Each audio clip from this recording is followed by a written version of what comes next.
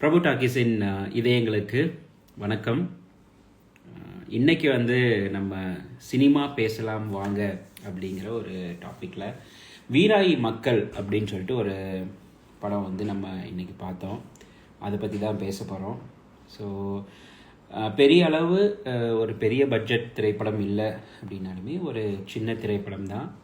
ரொம்ப அழகான ஒரு குடும்ப திரைப்படம். இந்த படம் பற்றி தான் பார்க்க போகிறோம். ஸோ கதை பார்த்தீங்க அப்படின்னா அண்ணன் தம்பிங்கள் தங்கச்சிக்குள்ள ஒரு பாச போராட்டம். 3 பேர் கொண்ட ஒரு குடும்பமாக இருக்காங்க. அவங்க ஒரு சில கருத்து வேறுபாடுகளால் பிரிஞ்சிடுறாங்க. அப்புறம் எப்படி சேர்றாங்க, இதுக்கு நடுவில் ஒரு சின்ன காதல் கதை. அந்த கதை நிறைவேறிச்சா இல்லையா அப்படிங்கிற மாதிரியெல்லாம் படம் போகுது. ஸோ ஃபைனலாக என்ன நடக்குது, குடும்பம் ஒன்று சேர்ந்துச்சா, காதல் கதை நிறைவேறியதா அப்படிங்கிறது தான் மீதி கதை. நடிகர்கள் எல்லாருமே ரொம்ப அழகான நடிப்பு.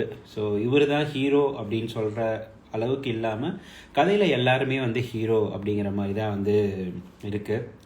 ஸோ சின்ன திரைப்படம், அதாவது மாயாண்டி குடும்பத்தார் அந்த மாதிரிலாம் நம்ம பார்த்துருப்போம் இல்லையா. அதுக்கப்புறம் இளவரசு அவர்கள் நடித்த படம் அந்த மாதிரிலாம் நம்ம நிறையா பார்த்துருக்கோம். ஸோ அந்த மாதிரி மாயாண்டியோடைய குடும்பத்தார் மாதிரி இது வீராயி அப்படிங்கிற ஒரு அம்மாவுடைய குடும்பம். ஸோ அவங்களுடைய மகன்கள் மகள் எப்படி இருந்தாங்க அப்படிங்கிறது தான் படம். வீராயி கேரக்டரில் நடிச்சிருக்க அந்த அம்மா ரொம்ப அழகாக பயங்கர யதார்த்தமான ஒரு நடிப்பை வெளிப்படுத்தியிருக்காங்க. டெஃபினட்டாக நம்ம தமிழ் சினிமாவுக்கு ஒரு நல்ல அம்மா ஆக்டர் கிடைச்சிட்டாங்க அப்படின்னு தான் சொல்லணும். அவ்வளோ யதார்த்தமாக இருந்துச்சு. அதுக்கப்புறம் நந்தா அப்படின்னு நினைக்கிறேன் படத்துடைய ஹீரோ. ஒரு நிமிஷம், சுரேஷ் நந்தா படத்துடைய ஹீரோ. அவரும் நல்லா யதார்த்தமாக நடிச்சிருக்காரு. அப்புறம் நந்தனா ஆனந்த் அப்படிங்கிறவங்க ஹீரோயின்.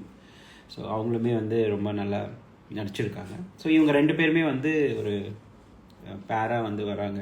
ஸோ அவங்களுடைய லவ் போர்ஷன்ஸ் எல்லாமே ரொம்ப நல்லா இருக்குது. படத்தில் ரொம்ப முக்கியமான விஷயங்கள் அப்படிங்கிறது இந்த அண்ணன் தம்பிகள் தங்கச்சிக்குள்ளே இருக்க இந்த பாச போராட்டம் தான். ஸோ வேலா ராமமூர்த்தி பெரிய அண்ணன், மாரிமுத்து அவர்கள் சின்ன அண்ணன், அப்புறம் இன்னொரு தம்பி இருக்கார், அப்புறம் ஒரு தங்கச்சியும் இருக்காங்க, அவங்க தீபா சங்கர். ஸோ இவங்க எல்லாருமே ஜஸ்ட் லைக் தட் அப்படி நடிச்சுட்டு போயிட்டாங்க.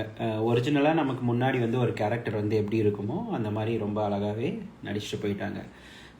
அப்புறம் ரமா ராஜேந்தர் அவர்கள், அப்புறம் தீபா சங்கர், செந்தில்குமாரி முக்கியமாக, இவங்க எல்லாருமே ரொம்ப சூப்பராக யதார்த்தமான நடிப்பை வெளிப்படுத்தியிருக்காங்க. நம்ம ரொம்ப ஈஸியாக கதைக்குள்ளார போகிறதுக்கு இவங்களுடைய நடிப்பு ரொம்பவே உதவியாக இருக்குது. ஸோ நம்மளே அந்த வீராயி மக்கள் அந்த கிராமத்துக்குள்ளார இவங்க இருக்கிற மாதிரி நம்ம ஃபீல் பண்ண முடியுது அப்படின்னா டெஃபினட்டாக அது இவங்களுடைய ஆக்டிங் ஒரு பெரிய பங்கு அப்படின்னு தான் சொல்லணும். அடுத்தது தீபன் சக்கரவர்த்திங்கிறவர் மியூசிக் பண்ணியிருக்காரு. அருமையான பாடல்கள். ரொம்ப நாள் கழித்து நம்ம ஒரு 10 வருஷத்துக்கு முன்னாடி பார்த்திங்கன்னா பேஸ் அதிர்ற அளவுக்கு நம்ம தியேட்டரில் பாட்டெல்லாம் பார்த்துருப்போம் இல்லையா. ஸோ அந்த மாதிரியான பாடல்கள் என்னால் ஃபீல் பண்ண முடிஞ்சிச்சு. ஸோ தியேட்டரில் ரொம்ப அழகாக சூப்பராக இருந்துச்சு கேட்குறதுக்கு, நல்லா பேஸ் எஃபெக்டோட. ஸோ அந்த மாதிரி அழகான பாடல்கள் கொடுத்துருக்காரு. ஒரு லவ் பாடல் அதுவும் நல்லா இருக்குது, அதே சமயம் ஒரு குடும்ப பாடல் அதுவுமே ரொம்ப நல்லாவே இருக்குது. தென் பிஜிஎம்மும் ரொம்ப சூப்பராக போட்டிருக்காரு. அந்தந்த இடத்துக்கு தகுந்த மாதிரி சென்டிமெண்ட் ஆகட்டும், ஃபைட் ஆகட்டும், இல்லை ரொமான்ஸ் ஆகட்டும், நல்லாவே போட்டிருக்காரு தீபன் சக்கரவர்த்தி.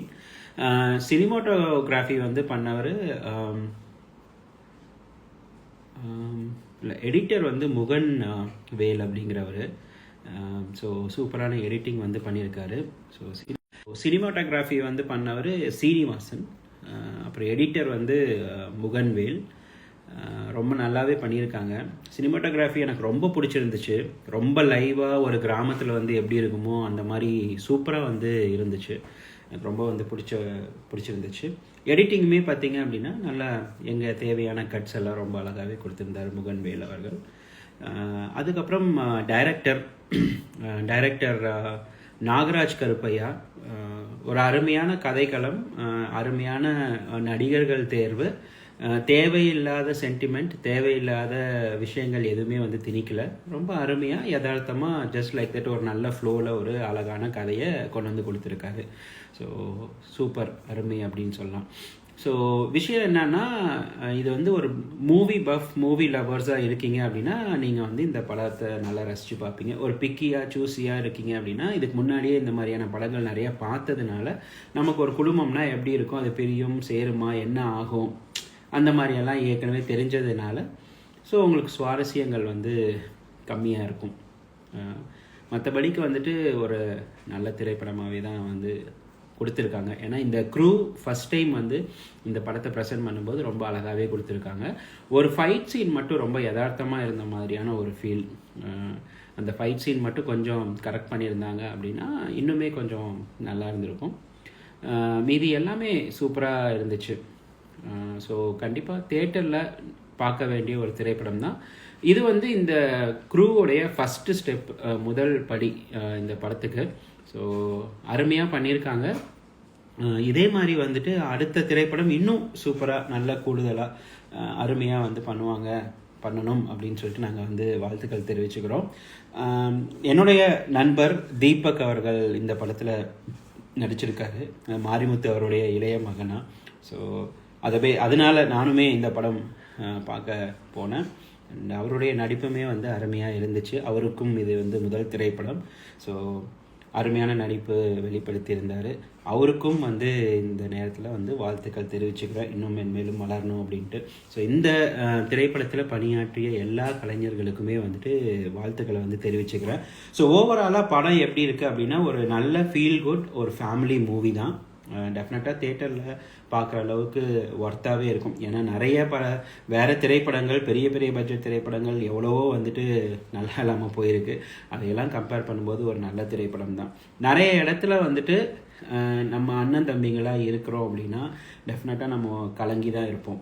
ஸோ நிறையா அந்த மாதிரியான சென்டிமெண்ட் இருக்குது. நிறைய டைலாக்ஸு, நாம தான் இப்படி இருக்கோம், நம்மளுடைய குழந்தைங்களுக்கெல்லாம் வந்துட்டு பெரியப்பா சித்தப்பா எல்லாம் தெரியாமல் வளரணுமா அப்படின்லாம் வந்து சொல்கிறாங்க. இந்த காலகட்டத்துக்கு அதெல்லாம் உண்மையாகவே தேவையான ஒரு விஷயந்தான். நம்ம போய் உட்காரும்போது அட்லீஸ்ட் நம்ம வந்து அந்த டைலாக் போகும்போது அந்த சீன்ஸ் வரும்போது வந்து நம்ம யோசிப்போம், ஓகே நம்மளுடைய சொந்தக்காரங்களாம் இருக்காங்க, நம்ம போய் விசிட் பண்ணோன்ட்டு. அதே மாதிரி சொந்த ஊரை விட்டு போகிறாங்க, திரும்பி வந்து வரும்போது இது உங்கள் ஊருப்பா அப்படிங்கிற மாதிரி, ஏன் ஊரை விட்டு போகிறீங்க அப்படிங்கிற மாதிரியான டைலாக்லாம் இருக்குது. ஸோ ஒரு கிராமத்தில் சொந்த பந்தங்கள் எவ்வளோ முக்கியம், சொந்தங்கள் எவ்வளோ முக்கியம், அதே சமயம் வந்துட்டு பெரியப்பா பெரியம்மா மாமா அத்தையெல்லாம் எவ்வளோ முக்கியம் அப்படிங்கிற சொந்தங்களுடைய ஒரு முக்கியத்துவத்தை வந்து அருமையாக கொடுத்துருக்காங்க இந்த வீராயி மக்கள் திரைப்பட குழுவினர். ஸோ தேட்டரில் போய் பாருங்கள். உங்களுடைய கமெண்ட்ஸ் கருத்துக்கள் என்ன அப்படிங்கிறது வந்து கமெண்ட் செக்ஷனில் வந்து மென்ஷன் பண்ணுங்கள். ஸோ மீண்டும் இதே மாதிரி ஒரு சூப்பரான ஒரு அருமையான மேபி அடுத்தது தங்கலான்னு நினைக்கிறேன்.